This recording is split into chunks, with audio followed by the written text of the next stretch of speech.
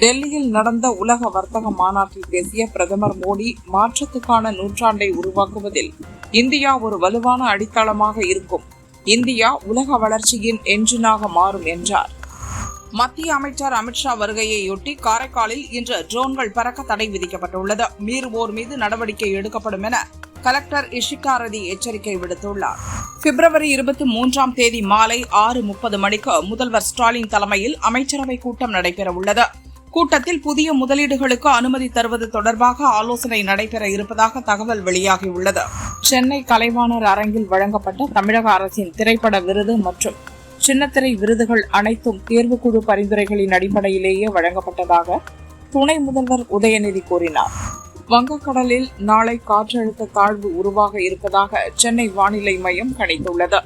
இன்று முதல் 17ஆம் தேதி வரை தமிழகம், புதுச்சேரி, காரைக்கால் பகுதியில் வறண்ட வானிலையே நிலவக்கூடும் என்றும் தெரிவித்துள்ளது.